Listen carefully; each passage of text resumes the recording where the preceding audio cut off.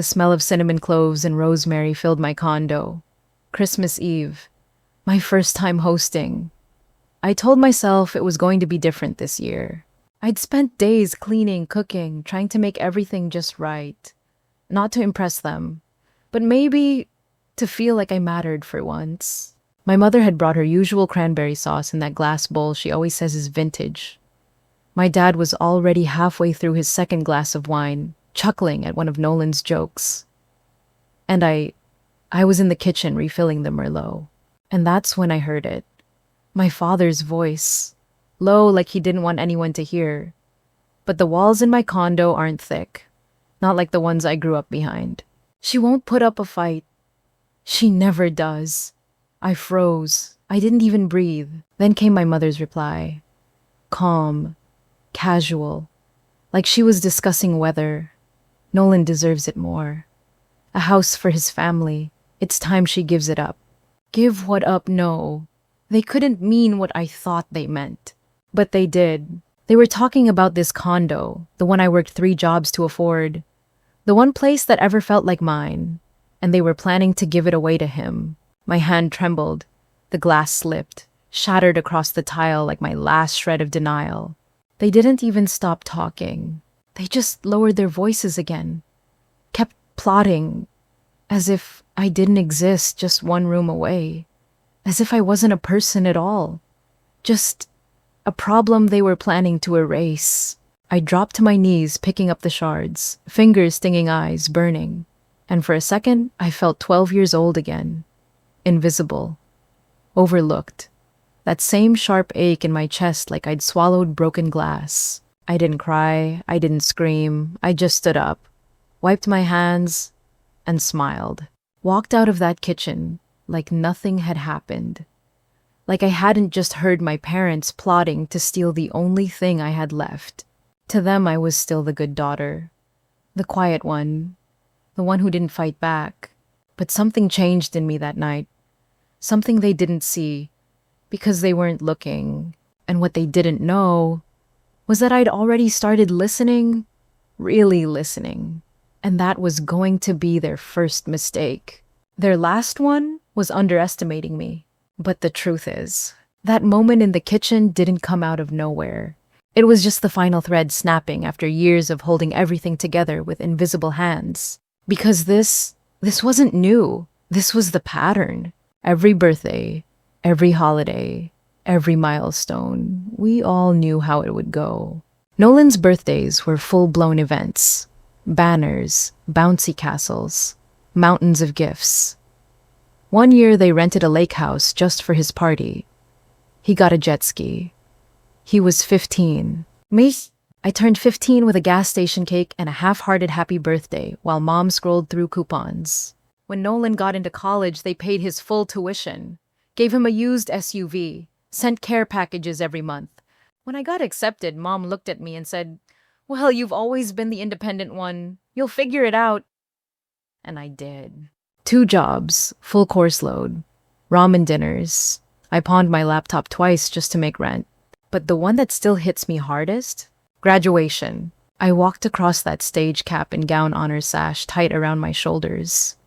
I looked out into the crowd, scanning rows of strangers, just hoping maybe they'd show up. Even just one of them. But my row ended empty. No parents, no brother, no applause, just silence. Later, I found out why. They were helping Nolan move into his dorm. He wasn't even starting until fall. My graduation was in May. I remember standing alone outside that auditorium, diploma in hand, fighting back tears like they were something to be ashamed of. And still, I tried to understand, tried to believe I was just different, more self-sufficient, less needy. Once, when I brought it up to Mom, just trying to ask why, she smiled and said, "You're strong, Mara. You don't need help like Nolan does. He's always been fragile." Fragile. That word stayed with me like a stain I couldn't scrub off. Like my strength was some excuse to be forgotten. They saw him as someone to protect, to build a future around. And me, I was just background support, the fallback plan, the emergency fund in human form. And the worst part, I accepted it. I told myself love looks different for everyone. that maybe being the reliable one meant being trusted. But that night in my own kitchen with my name being traded like property, I finally saw it for what it was. They never saw me as a daughter, not in the way they saw him as a son. I was just a convenience, someone they assumed would never say no. The condo, this tiny sunlit space I had built from nothing. It was the only thing I'd ever had that they didn't touch. No cosign, no down payment, no advice, no strings. Just me.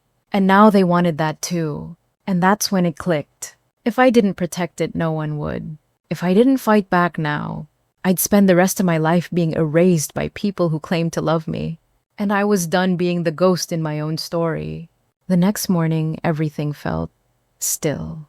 I stood in the kitchen pouring coffee like nothing had changed. But something had. And it wasn't just in me, it was in the air. My parents sat at the table acting like they hadn't plotted to gut my life the night before. Nolan scrolled on his phone, his wife Melanie flipping through a home decor catalog like she already lived there. And I smiled, because I knew what they needed me to be. So I gave it to them. Maybe it could work, I said softly, setting down my mug. For the family. That was all it took. My mother gasped like I'd just announced a miracle. My father beamed with quiet pride. Melanie clapped her hands and leaned in. Oh my God, Mara, the kids are going to love having more space. This is going to be so good for everyone. Everyone, but me. Nolan barely looked up. Just muttered something about wanting to knock down the half wall between the kitchen and the living room. Open concept, he said like he owned the place. I nodded, smiled, agreed, all while something inside me calcified. Not fear, not sadness, but focus. Because now I understood exactly who I was dealing with. And I wasn't going to yell or argue or fight the way they expected. I was going to play the part, just long enough to set the stage. So I listened as they made plans. Melanie talked about repainting the guest room, my guest room for the kids. Nolan said they'd replace the tile in the entryway. My mother even offered to help me start packing, as if I were the one moving out. I agreed to everything.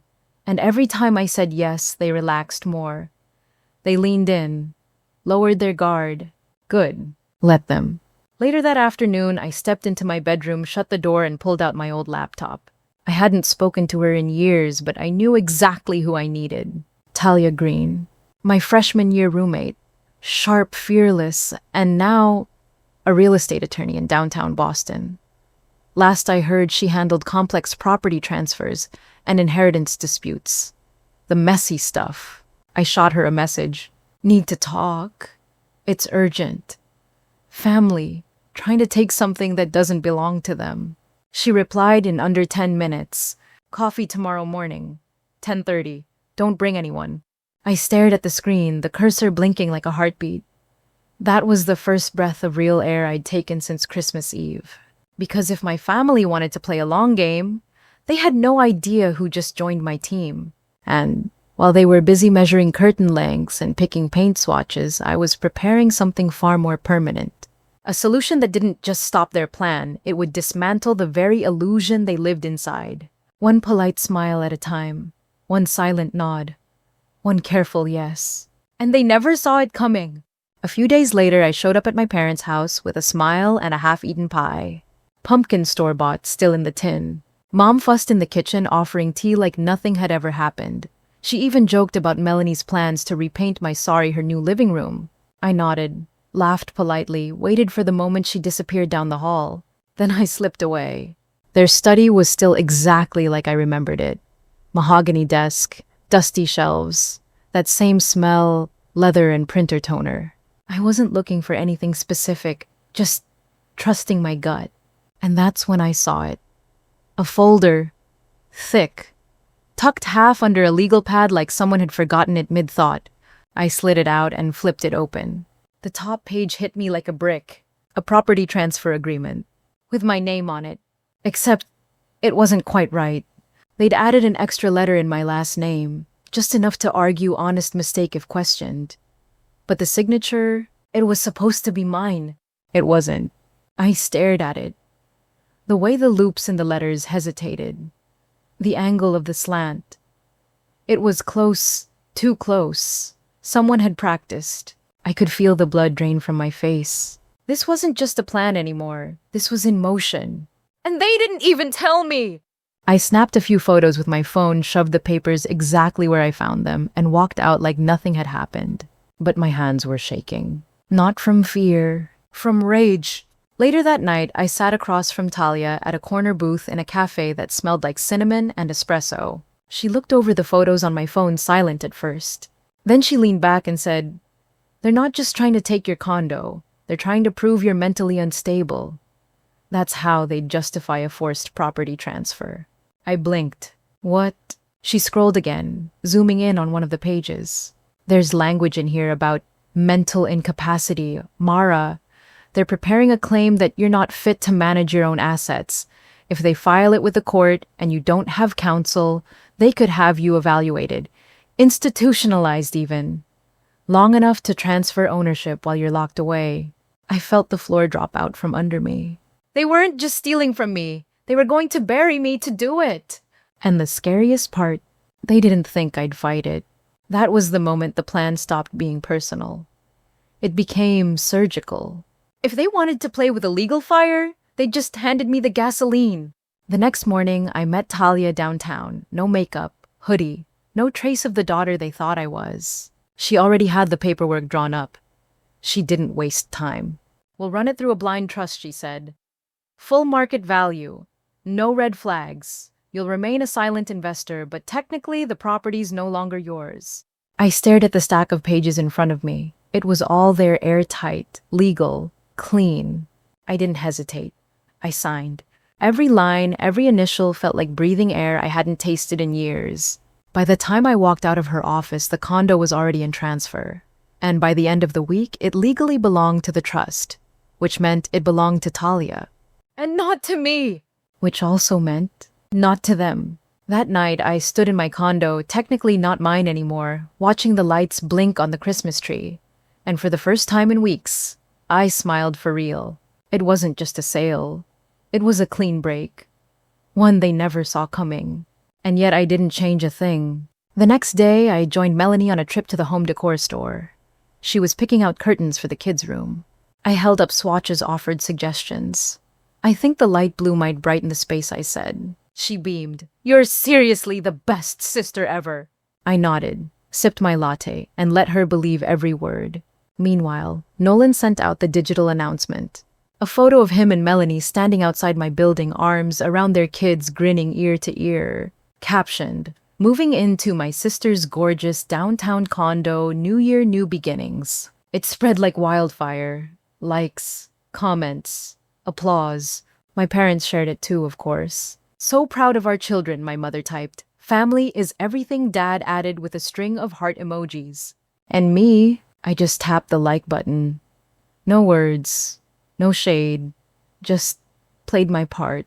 Because that's what they needed from me: compliance, obedience, submission.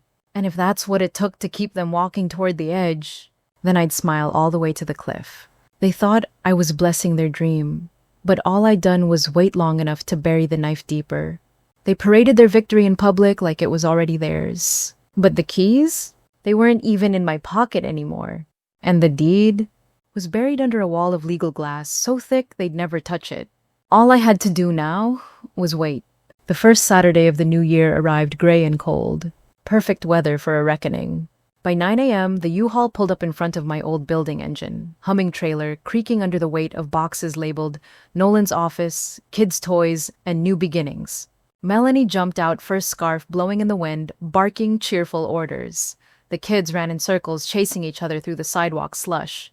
Nolan emerged, last phone in one hand, coffee in the other, looking every bit like a man who believed the world owed him a favor. My parents came in tow, all bundled up and glowing with pride. Ruth was already narrating the scene to someone on FaceTime. Douglas adjusted his cap and pointed toward the front door like he owned the place. Neighbors watched from their windows. Some leaned over balcony railings. A few even pulled out their phones, curiosity too strong to resist. And then the moment. Nolan strode up to the building entrance. Key in hand, confidence radiating off him like steam. He jammed the key into the lock. Nothing. He tried again. Still nothing. His brow furrowed. He tried a different key, then another. He wiggled the handle, pulled, shoved, muttered. Melanie approached, already annoyed. Are you doing it right? Nolan scowled. The key's not working. Douglas stepped in. Let me try. He jabbed the key into the lock like brute force would change reality. Still nothing. The crowd started murmuring. A few laughs. A few raised brows. And then came the voice that sliced through the winter air like a blade. Maybe that's because it's not your door anymore. Every head turned. Talia stood just behind the gatecoat crimson against the dull gray sky. In one hand, she held a to-go coffee. In the other, new keys. She walked up slowly, calmly, like she had all the time in the world. This condo isn't Mara's anymore, she said loud enough for every bystander to hear. She sold it to me 3 weeks ago. Full transfer. Witnessed. Recorded. Verified. She held up a thick folder, fanned the papers for the cameras already rolling. You can check the title records. It's all right here. For a moment, there was nothing but wind. Then came the unraveling. Melanie's jaw dropped. One of the kids burst into tears. Ruth gasped, hand to her chest, whispering, No, that can't be. Douglas's face turned a shade of red I'd never seen. You're lying, he barked. This is a trick. This was promised to our son. Talia didn't flinch. There were no promises. There was property, and it's mine now. Phones were no longer subtle. They were pointed, steady, recording every second. One neighbor was live streaming on Facebook. Another posted straight to the neighborhood forum. The embarrassment wasn't private anymore. It was viral.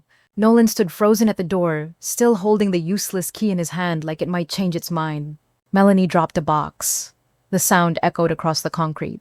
Talia walked past them without another word, unlocked the front door with a smooth twist, and stepped inside. The lock clicked shut behind her. And just like that, their fantasy collapsed.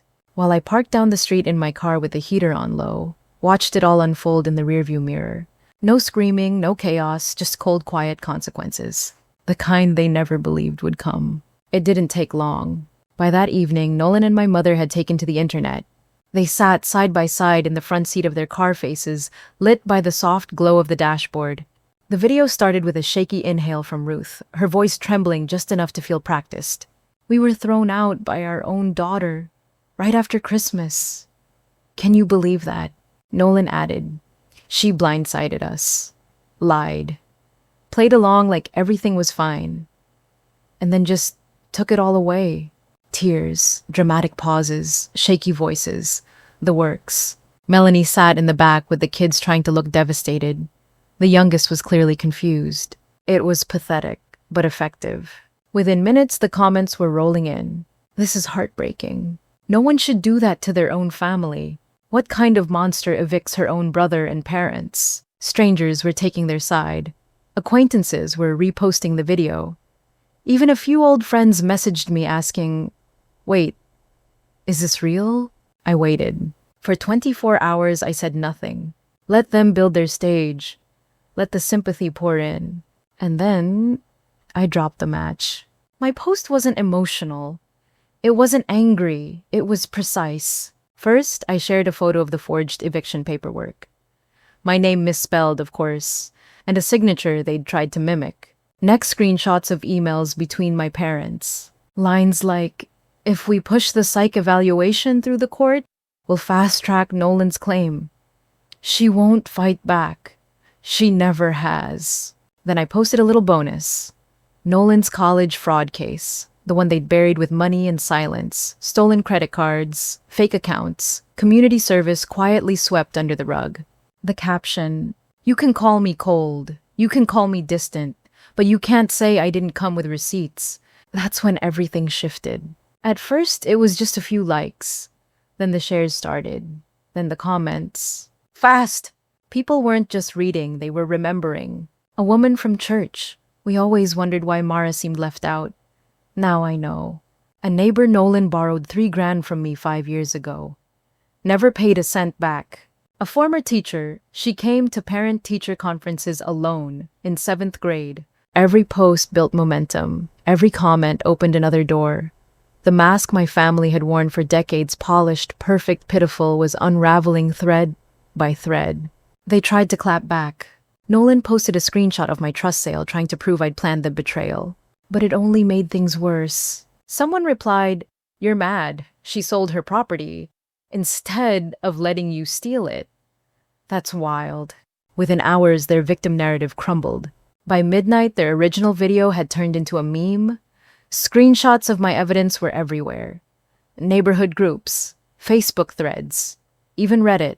I didn't gloat. I didn't say another word. I didn't have to. The truth had finally walked into the light, and it was loud enough for everyone to hear. The fallout came fast, and it came from every direction. Nolan lost his job by Monday morning. His employer released a quiet statement about professional integrity and internal review. But the message was clear. They didn't want his name anywhere near their brand. By Friday, Melanie had changed her Facebook status to separated. By the following month, she'd filed for divorce. She got custody. Full.